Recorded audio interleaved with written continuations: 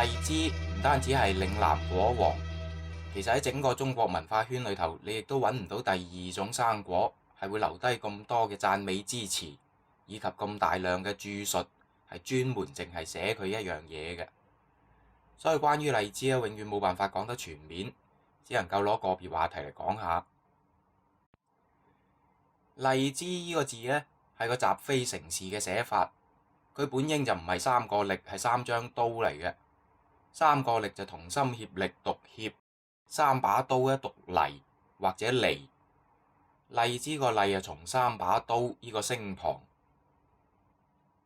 有啲人呢，根據最早嘅中文記錄係司馬相如，佢寫成離枝，離開個離，所以話佢原本叫做離枝，後嚟轉咗做荔枝。咁呢個倒轉嘅機會係大啲，司馬相如係應該冇見過荔枝嘅。南越武帝係曾經送過啲荔枝乾俾漢高帝劉邦試下，後嚟漢武帝滅南越國，建扶厲公，不斷試圖移植，種死一棵殺10個花王，但係始終都係失敗。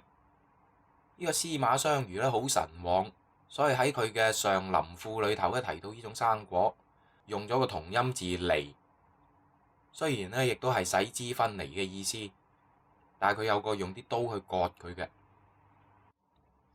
咁點解要割條樹枝呢？就有3個原因，一個係個釘黐得好實，摘個果落嚟咧整破個皮；第二個係連枝連葉割落嚟咧比較襟等，否則更加快變色；第三係割咗嗰啲結過果嘅舊枝，等佢再出新芽，更有利嗰棵樹嘅生長。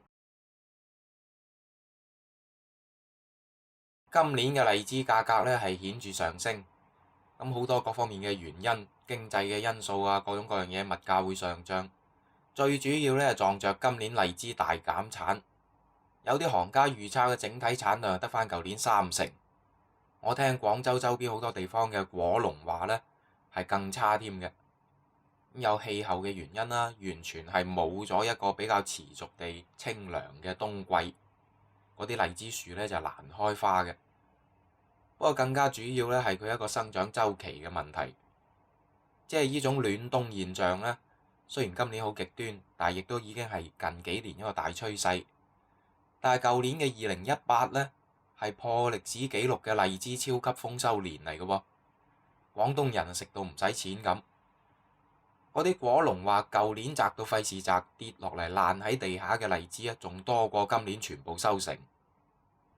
喺個過分旺盛嘅豐收之後咧，佢會進入一個養樹嘅年份，嗰啲樹會自己保養自己嘅，又叫做歇枝。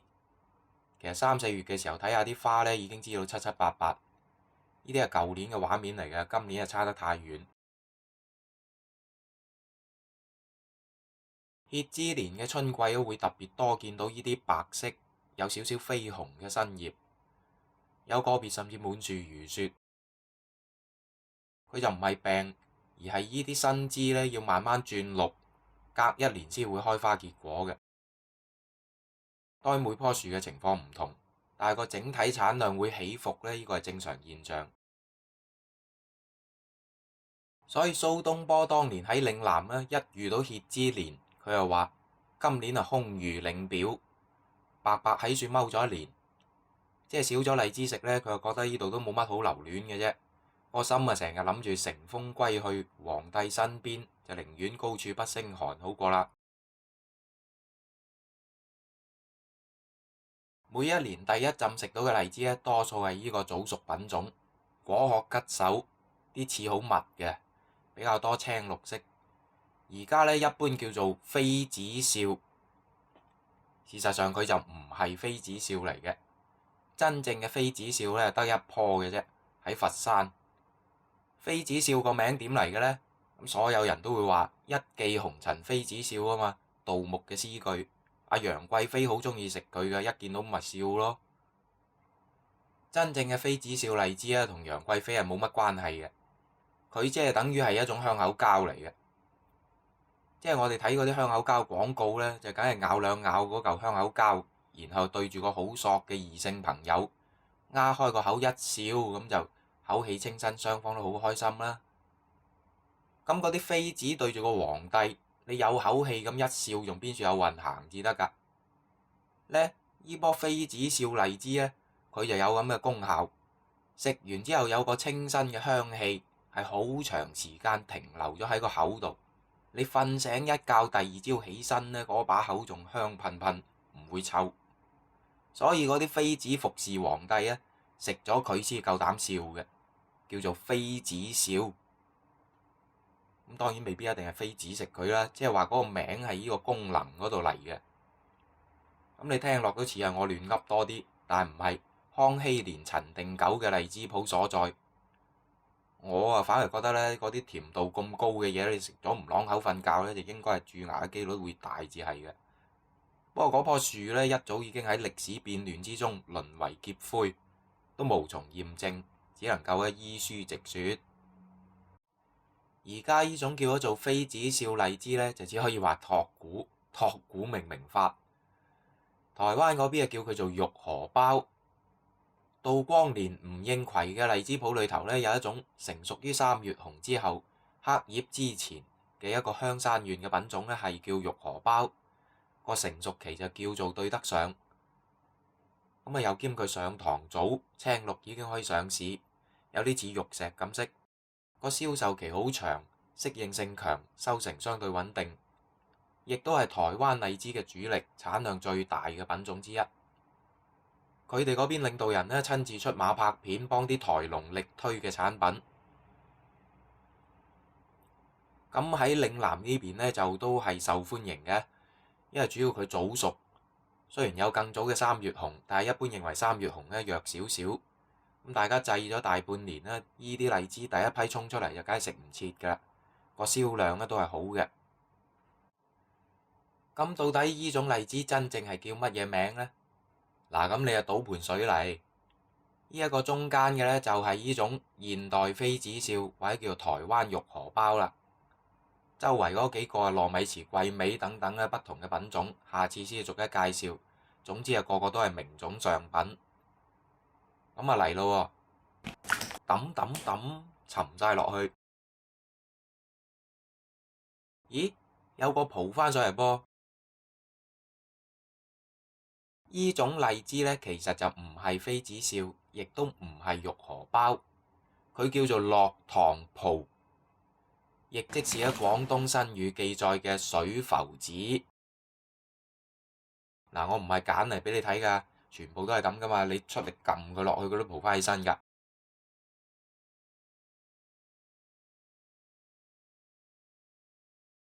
其他品種呢，依啲呢，你點樣輕力放落去呢？一定沉底㗎嘛。咁大家可以自己試下嘅，呢個時間呢，正好各個品種都有得賣。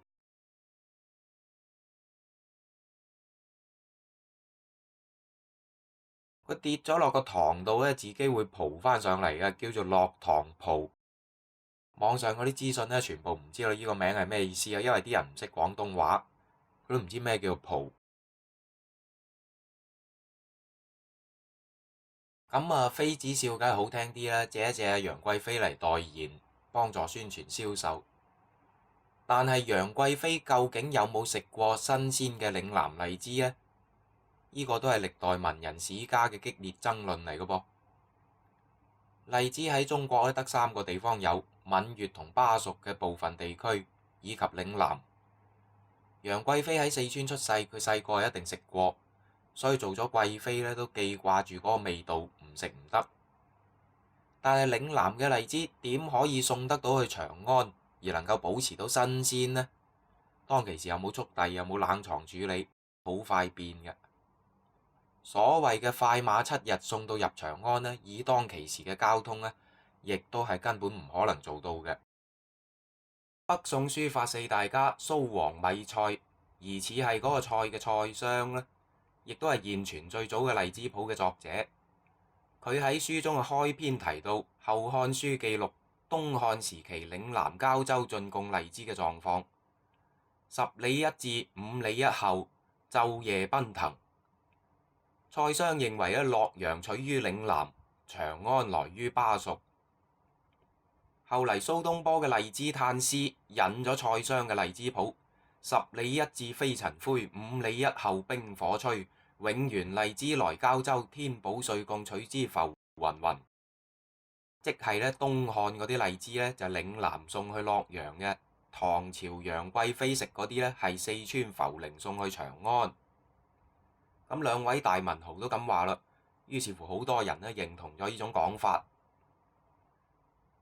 但係蘇軾呢首《荔枝嘆》佢好玩嘅地方就在於咧，佢後邊係直接開名鬧佢呢位前輩蔡襄嘅喎，話佢咧好整到嗰啲茶葉鬼咁靚，送俾皇帝走去邀寵。人哋東漢傷害百姓，進貢荔枝取悅皇帝，你又識得話人哋？佢只係特登引翻佢寫嗰啲嘢嚟插佢嘅。當其時咧，蔡襄已經去世，蘇軾自己俾人貶咗唔忿氣，一日喺住鬧呢個鬧嗰個，即係話你啲皇帝咧淨係錫依挺人都唔錫我嘅，你就等於楊貴妃淨係中意食荔枝，即係都係昏君嚟噶啦。咁啊，嶺南送到去洛陽都一樣好遠噶嘛。如果東漢能夠送得到去洛陽啊，唐代送埋去長安都唔差得幾多啦。而嗰啲一定唔係荔枝乾嚟嘅，荔枝乾啊唔使10里一至非塵灰，5里一後冰火吹啦。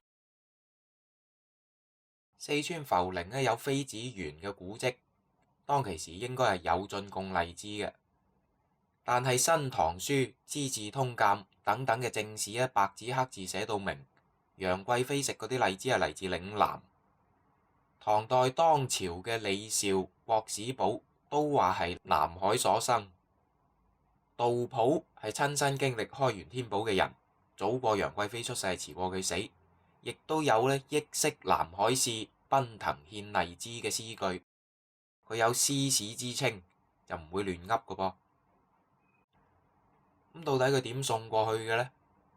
清朝人阮福嘅考證呢，佢根據之前漢武帝移樹扶荔公嘅先例，話應該咧係要成棵結咗果嘅樹，連根拔起，種咗上船，經水路穿過湖南湖北到襄陽，再經丹河，而家叫做丹江，上到去陝西商州，前面秦嶺冇得再去啦。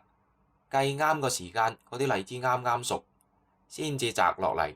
喺依樹快馬送到入華清宮咧，1日就到啦。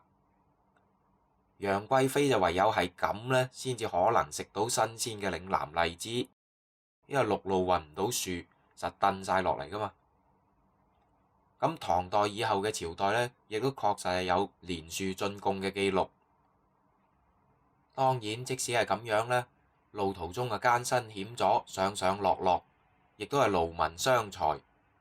咁呢個楊貴妃食荔枝食得佢咁高調呢，就而家啲人攞翻佢嚟到免費宣傳下呢，就都好合理。